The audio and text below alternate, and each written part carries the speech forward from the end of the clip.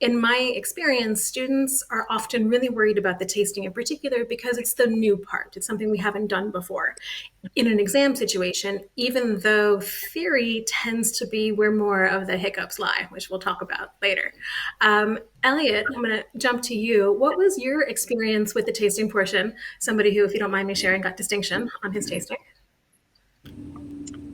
Yeah, so the nice thing about the tasting is it's very structured, and so when you enter into it, it can be really intimidating, thinking of like looking at wine notes and other things that you read about wines. But there is a structure to it. I think you're introduced to it in level two. But the thing I think initially caught me off guard was you don't get the tasting sheet when you go into the exam, so you do need to mentally prepare of how you walk yourself through a tasting note for the exam. And so learning the acronyms, understanding where the points are, understanding the strategies associated with it were really important. And after you kind of got that down, it really became a lot less intimidating. And during the course, we did have a lot of time where we talked about tasting strategy. A lot of the homeworks were tasting notes that you got feedback on. And after you start to get that feedback, you feel a little bit more comfortable, especially with hitting that, pass level.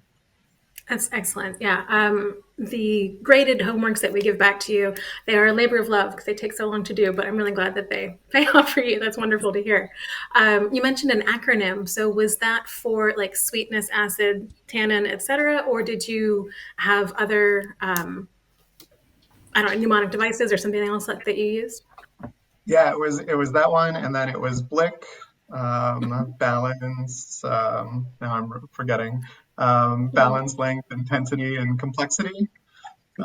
Which is how you have to rate the quality of the wine when you have to make a decision at the end.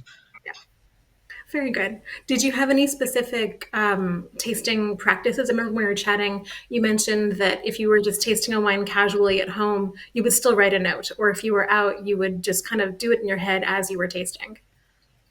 Yeah, I mean, I think a lot of it is moving from just drinking wine whenever you're having wine to thinking about it. And so, even just sitting down for 5 minutes and not checking it against anything, but like, did I remember all of the components? Did I remember all of the points?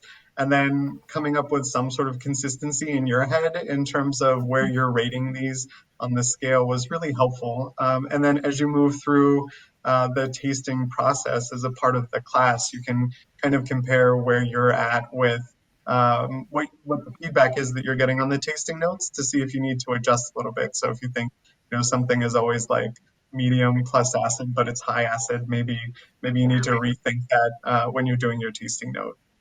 All those calibration issues, absolutely, absolutely. Charlie, if I jump over to you for a moment, if I recall, you had a tasting group.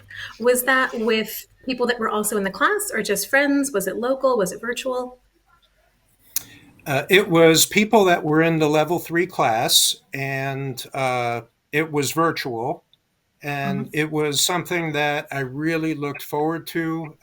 The other members of the group were very good.